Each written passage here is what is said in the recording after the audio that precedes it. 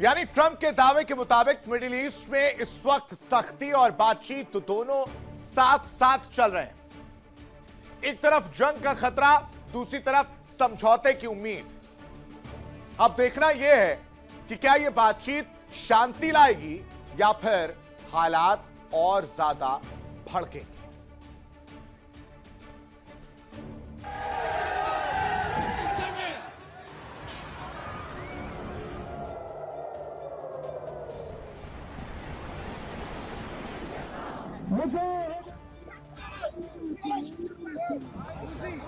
जहां एक तरफ मिसाइलें और ड्रोन हमले जारी हैं, वहीं दूसरी तरफ बैकडोर डिप्लोमेसी भी तेज हो चुकी है। ट्रंप ने दावा किया कि बातचीत के चलते ईरान पर बड़ा हमला टाल दिया गया।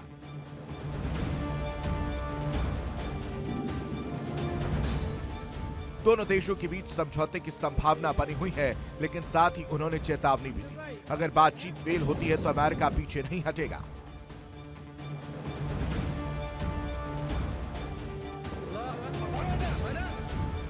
व्हाइट हाउस से आई इस सख्त चेतावनी में ट्रंप ने साफ कर दिया कि अमेरिका टफ स्टैंड भी रखेगा और टॉक भी जारी रखेगा।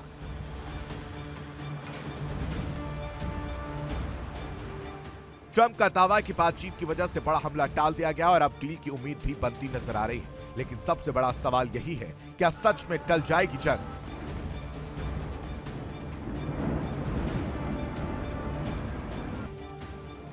क्या ईरान परमाणु हथियार बनाने से पीछे हटेगा?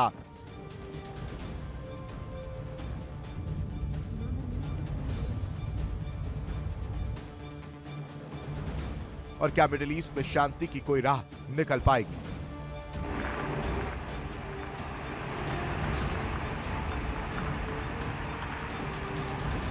मिडिल ईस्ट में हालात बेहद नाजुक हैं। एक छोटी चिंगारी बड़े युद्ध में बदल सकती है।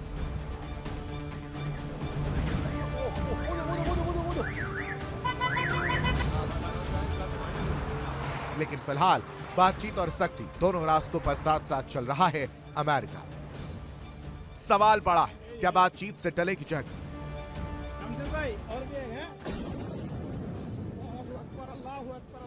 या फिर यह सिर्फ तूफान से पहले की शांति है?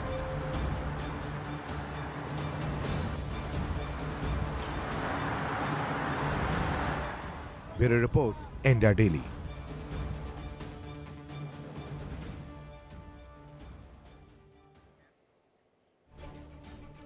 तो एक तरफ अमेरिका की सख्ती है और दूसरी तरफ बातचीत की बात निकलकर सामने आ रही है, लेकिन अमेरिका इस बातचीत के पीछे किसी वॉर की तैयारी कर रहा है। दरअसल अमेरिका के राष्ट्रपति ट्रंप ने 5 दिन का वॉर ब्रेक लेने की बात कही, लेकिन इसी बीच जो तस्वीर सामने आई वो कहानी कुछ और ही बयां कर रही है। अमेरिका ने अपने सबसे ताकतवर युद्धपोत को मिडिल ईस्ट की ओर रवाना कर दिया है। अरे जब आपको बातचीत करना है तो अपने सबसे ताकतवर युद्धपोत को आखिर आप मिडिल ईस्ट की ओर क्यों रवाना कर रहे हैं? क्या करने की कोशिश कर रहे हैं ट्रंप साहब? क्योंकि यह कोई साधारण तैनाती नहीं है दर्शकों, यह है समुद्र से सीधे जमीन पर हमला करने वाली सबसे खतरनाक फोर्स।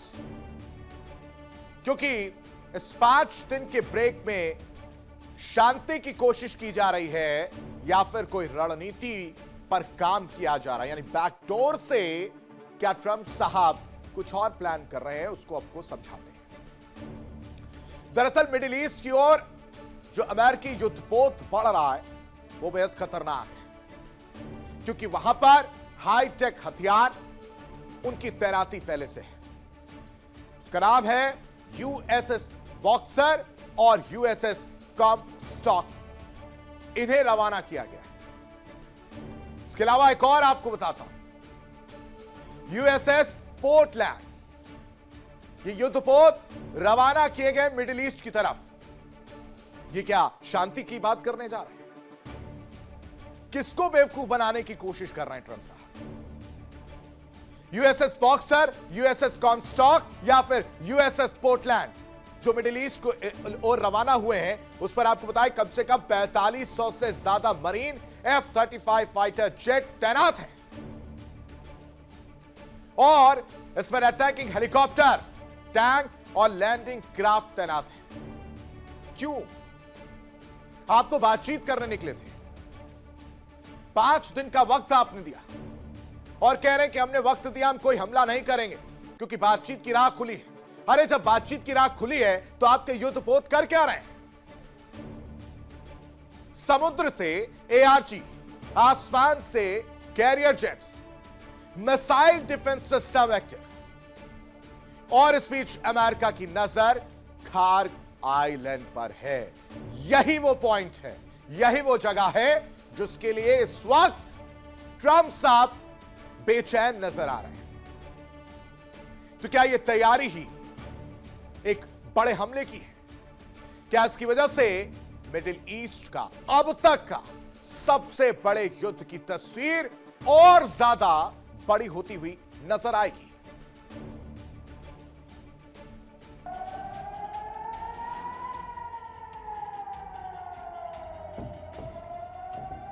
पांच दिन का वॉर ब्रेक,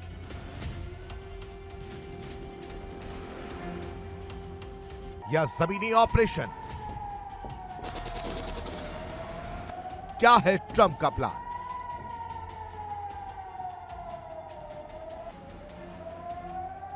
मिडिल ईस्ट में जंग की आहट और तेज हो गई है और अब सबसे बड़ा सवाल, क्या यह 5 दिन का युद्ध ब्रेक शांति की कोशिश है या तूफान से पहले की खामोशी? अमेरिका के राष्ट्रपति ट्रंप ने भले बातचीत और ब्रेक की बात कही हो, लेकिन जमीन पर जो हो रहा है वो कुछ और ही कहानी बता रहा है।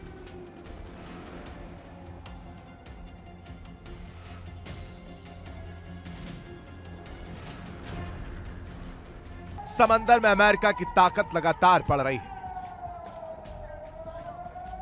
यूएसएस बॉक्सर, यूएसएस कॉमस्टॉक और यूएसएस पोर्टलैंड तीनों को मिडिल ईस्ट की ओर रवाना कर दिया गया है। यह सिर्फ युद्धपोत नहीं बल्कि फ्लोटिंग इन्वेजन ग्रुप यानी एम्फीबियस रेडी ग्रुप का हिस्सा है।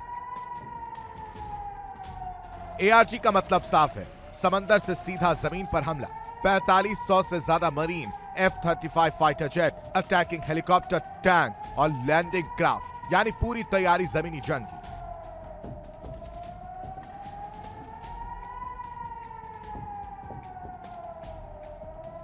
ऐसे में सवाल उठता है, क्या पर्दे के पीछे कोई सीक्रेट डील चल रही है या यह सिर्फ दबाव बनाने की रणनीति? इस बीच हॉर्मूज को लेकर बढ़ता तनाव, मिसाइल हमलों की घटनाएं और तेल की कीमतों में उतार चढ़ाव इस संकट को और गंभीर बना रहा है।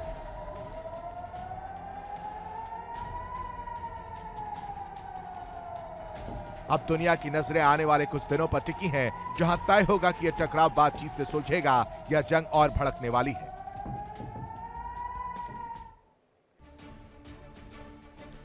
तो ये तैयारी ट्रंप साहब की, ये वही ट्रंप साहब हैं जो कह रहे हैं कि शांति का पाठ जो है पढ़ाया जाएगा और बातचीत की राह खुल गई है, दरवाजे खुल गए हैं। ईरान को कहा जा रहा है कि आइए बातचीत जो है वो हो रही है बैकडोर में। और ये युद्धपोत हैं, ये क्या बातचीत करने के लिए भेजा है ट्रंप साहब ने?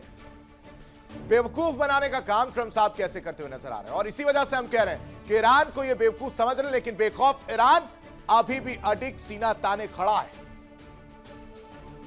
अब आप समझिए क्यों है ऐसा। क्योंकि ईरान की भौगोलिक स्थिति की अगर बात की जाए तो इतनी आसान नहीं है कि कोई भी आए और आसानी से उसमें एंटर कर सके और फिर ईरान पर हमला कर सके जमीन के जरिए। क्योंकि मान लीजिए अगर ये ईरान है तो इसके आसपास पहले पहाड़ियां हैं और उसके बाद रेगिस्तान है, तो ये इतना आसान नहीं रहने वाला। और हॉर्मुज स्ट्रेट ने उसे दुनिया की ताकतवर ताकतों के सामने इसी वजह से अजय बना दिया है। कंट्रोल है ना वहां पर, पकड़ है वहां पर ईरान की, इसीलिए तो सीना ताने खड़ा है सुपर पावर कहलाने वाले अमेरिका के सामने, नोबेल पीस प्राइज की बात करने वाले डोनाल्ड ट्रंप के सामने। यह सब कैसे मुमकिन हुआ इसको भी हम आपको समझाते हैं, क्योंकि ईरान की रणनीति और असीम ताकत की कहानी बहुत पुरानी है।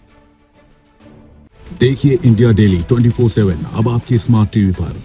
इंडिया डेली मौजूद है सभी डिजिटल प्लेटफॉर्म पर लाइव और लगातार। इंडिया डेली 24/7, हर दिन राष्ट्र को समर्पित।